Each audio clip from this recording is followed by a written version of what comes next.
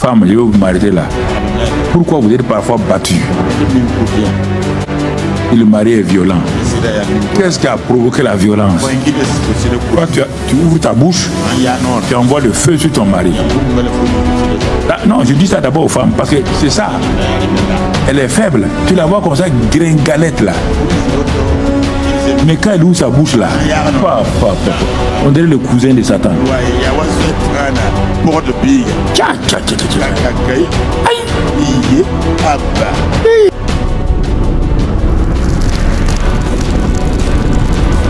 Je pense que c'est là parce que le premier homme a dit cela, tout le monde rentre dans ça.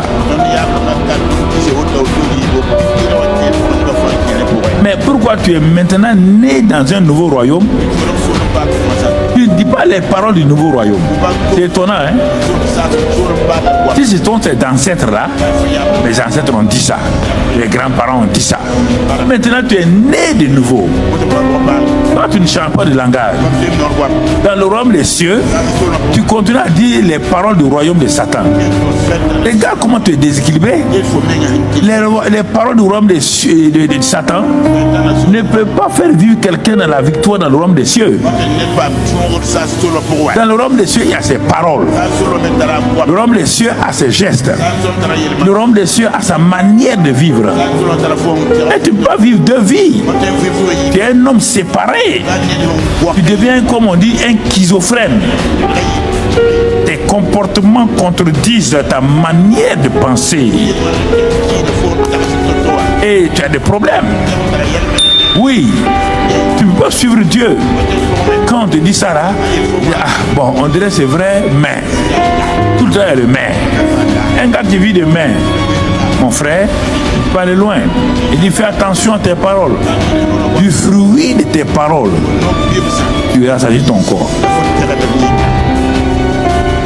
Ah, ça veut dire quoi? Toi, tout le temps, tu es en train de parler maladie. Ton corps reçoit la maladie. Oh, eh ben oui. Puisque la foi vient de ce qu'on entend. Ton corps obéit à ce que ta bouche dit. Ah ouais, mais tous mes frères sont morts de ceci. Donc, vaut mieux aller creuser ta tombe fermée, posée. Tu ne peux pas échapper, tu vas mourir comme ça. Aucune prière ne va te faire échapper. Et par ta bouche que tu creuses ta tombe. Même le monde connaît ça. Adam et Ève ont creusé leur tombe avec leur bouche, le fruit de leur bouche. Achan a creusé la tombe de toute sa famille, Achan, avec les paroles de sa bouche. Dathan, Corée, Abiram, avec leurs paroles, ils ont creusé leur tombe et ils ont été enterrés vivants. Tout Israël est sorti de l'Égypte par la puissance de Dieu, par les signes et les prodiges. Dieu dit, et dit à ton peuple Moïse, dis-leur de ne pas parler au hasard. Ce que j'entends, c'est pas bon. Chaque fois, il dit, on va mourir au désert. On va mourir au désert. On sera enterré au désert. Arrivé à un moment donné, dans Nombre 14, verset 26 à 30, Dieu arrête, il dit, bon, venez, viens là. C'est bon, on est arrivé. C'est bien. Maintenant, voici le verdict. Je les ai conseillés par toi. J'étais envoyé pour leur parler. Mais ils t'ont insulté, ils t'ont maltraité à cause de leurs paroles là. Il dit, dis-leur que lui, moi Dieu le vivant, j'ai entendu vos murmures. Je n'ai pas entendu la louange, hein? Je n'ai pas entendu l'action de grâce. Vous avez été enseigné à rendre grâce à Dieu. Vous avez été enseigné à louer Dieu. Vous avez été enseigné à prier. Mais vous avez mis tout ça de côté. Vous avez utilisé votre propre langage. Il dit, dis-leur que je vous ferai ainsi que vous avez parlé à mes oreilles. C'est pas Satan, hein? C'est moi-même Dieu. Je vais vous tuer dans le désert là. Que vous avez dit non. Pas jouer, hein? Il les a tous tués. Il dit vos enfants vivront. Mais vous allez mourir. Je vous ferai textuellement. Comme vous avez dit. Vous voulez la mort, non? Je vous ai exaucé. prière, c'est la mort. Votre prière, c'est la mort. Je vous exauce. Ils sont tous morts au désert. Sauf 2 qui avaient un langage différent. Caleb et Josué. Alors, quel est ton langage? Parole de sagesse? Mais murmure. Toute la question est là. Tes paroles n'ont rien à voir avec ton mari ou ta femme. L'abondance du cœur de la bouche parle. Je parle de l'abondance des paroles de ton mari. Je parle de l'abondance des paroles de ta femme. Non, c'est de l'abondance du cœur. S'il y a l'eau dans ton cœur, c'est l'eau qui sort par ta bouche. S'il y a l'alcool dans ton ventre là, tu n'as qu'à boire dire que tu n'as pas bu, mais quand tu c'est de l'alcool qui sort. Il ne faut pas cacher ça. Tu comprends? Il faut aller. La parole de sagesse va te faire asseoir sur ton trône. Est-ce que tu comprends ça? Oui, mon frère. Regardez autre chose. Dans Proverbe 18, verset 4. Quand on regarde ces choses-là, Proverbe 18, verset 4, ouais, c'est ça. Verset 4. On te montre que les paroles de la bouche d'un homme sont des eaux profondes. Et la source de la sagesse est un quoi? Un torrent qui jaillit. Voilà ce que Dieu nous a donné. Si je dis des paroles de sagesse, les paroles de sagesse, c'est des paroles qui sont alignées sur la parole de Dieu. La parole de sagesse donnée par le Saint-Esprit, c'est une intervention donc surnaturelle d'une parole dans une situation précise.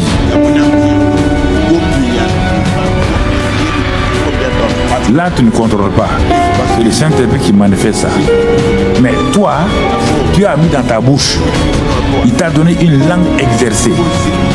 Il t'a donné des paroles de vie. Dieu dit, ce sont des eaux profondes. C'est un torrent. Mais tu refuses. Tu veux dire n'importe quelle parole. Va dans le verset. Si tu ne comprends pas, on va aller dans le verset 6. Allons au verset 6. Allons au verset 6. Regardez, les lèvres de l'insensé. Tu as vu? Au lieu d'apporter des eaux profondes, les lèvres de l'insensé se mêlent au cœur. Et sa bouche provoque les coups. Tu vois, tu entends? Allons jusqu'au verset 8. La bouche de l'insensé cause sa ruine. Et ses lèvres sont un piège pour son âme. Les paroles du rapporteur sont comme des friandises. Elles descendent jusqu'au fond des entrailles. Regarde 3 cas ici. Et on retourne au verset 6. Regarde le premier cas. Qu'est-ce qu'on dit? Les lèvres de l'insensé se mêlent aux querelles et sa bouche provoque les coups. Femme, je vais vous m'arrêter là. Pourquoi vous êtes parfois battu? Le mari est violent. Qu'est-ce qui a provoqué la violence? Tu ouvres ta bouche et envoies le feu sur ton mari. Non, je dis ça d'abord aux femmes parce que c'est ça. Elle est faible. Tu la vois comme ça, gringalette là. Mais quand elle ouvre sa bouche là, on dirait le cousin de Satan. Aïe. Comme ça là. Moi, tu peux me faire quoi? Je vais te montrer. Ça doit montrer quoi? Et c'est pourquoi tu reçois des coups. Un papa, mon mari m'a battu. À cause de quoi? De ta bouche? Pas changer ta parole. Je ne prie pas pour ça. Je ne prie pas pour une femme insensée qui se fait battre. Ça compte sur moi. Hein? Si tu restes même, je vais te battre. Ton mari t'a battu, ton papa t'a battu. Voilà. Ça c'est mon évangile. Oh, on est fatigué ici. Ta bouche, c'est quoi? Quand toi, tu te Godzilla, non? Tu connais Godzilla? C'est un monstre là. Quand on était jeune, quand il fait, j'ai le feu qui se fait. Quand toi, tu vas dans un endroit où les gens parlent bien. Dès que toi, tu arrives, haya, haya. Quand tu dis haya, voilà la femme là. Dit qu'elle se mêle au querelle. Là, tu ne te fous jamais, tu n'éteins jamais le feu. Tu viens mettre du pétrole sur le feu. Et pourquoi tu n'as pas d'amis? Tu te promènes seul. Ah, tu ne sais pas parler? La plupart des femmes ont des coups comme ça. Je ne condamne pas la femme. Hein. La femme est faite pour parler de bonnes choses, de bonnes paroles. Hein? Avec une peau douce et bien comme ça, là, sort des paroles dures. On dit de l'eau, ce robinet-là, doit sortir l'eau douce. Paroles négatives. Paroles négatives. Paroles... c'est quoi? Quel est ton problème? Ah non, non, non. J'ai dit la vérité. Toi, tu ne dis pas la vérité. La vérité a franchi. Toi, ta vérité insulte les gens. Tu ne dis pas la vérité. Et quelle vérité tu dis? Tu es en train de proclamer ta méchanceté. Donc, tu vois, tu es assis là, tu m'écoutes, tu sais que je ne mens pas. Il faut changer. Tu ne peux pas changer quelqu'un avec des paroles négatives. Non. Aux paroles négatives, on ne te répondra pas des coups. Ce n'est pas moi qui ai dit, c'est Dieu qui a dit. Tu ne peux pas changer, tu ne peux pas changer. Si tu veux arrêter de recevoir des coups, change ton langage. Et c'est fini, mon frère. Et c'est fini. Il regarde bien encore. Proverbe 6, verset 1 à 6. Proverbe 6, verset 1 à 6. Regardons ce que Dieu dit. Mon fils, si tu as cautionné ton prochain, maintenant, ce sont ceux qui donnent leur parole rapidement là. Si tu as cautionné ton prochain et tu t'es engagé pour autrui, si tu es enlacé par tes paroles de ta bouche,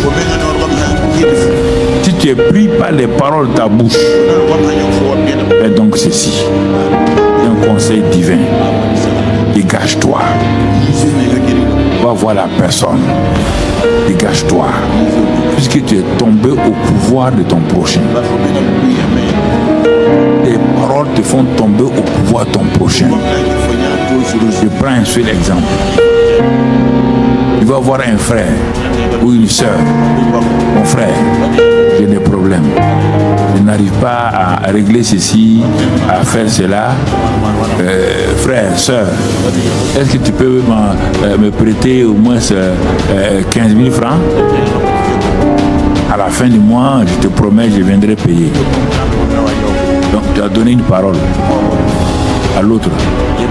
Et c'est devenu une caution. Il croit que tu es honnête et il te donne l'argent. À la fin du mois, il reçoit l'argent. Mais Satan dit, comme c'est un frère de l'église là, il peut repousser. Il va résoudre tes problèmes. Quand tu es une soeur de l'église là, il va repousser. Bon, tu as déjà dit qu'à la fin du mois, regarde ton comportement. Je vais te montrer quelque chose, tu le sais très bien. Il y en a parmi nous aussi, tu le sais très bien. Quand la fin du mois est passée et que tu n'as pas donné l'argent, est-ce que tu es libre? Tu commences à faire quoi? À éviter la personne qui t'a prêté de l'argent. Quand tu le vois ici, tu pars là. Tu fais quoi? Tu es devenu son esclave. Tu es devenu son esclave. Quand tu le vois là, il parle avec quelqu'un, tu dis c'est de moi qui le parle. Non, non, ces gens-là, c'est de moi seulement. Tu es en train de faire quoi? À la fin, hein, au bout de quelques mois, tu n'as pas payé. Maintenant, la personne devient ton ennemi. Dans l'église, plusieurs m'ont raconté leurs histoires. C'est pourquoi j'ai dit à certains même, j'ai prêté de l'argent. Après, je les ai cherchés, attrapé leurs mains. Laisse tomber l'argent là. Salut moi. Faut pas payer. Donne-moi, va.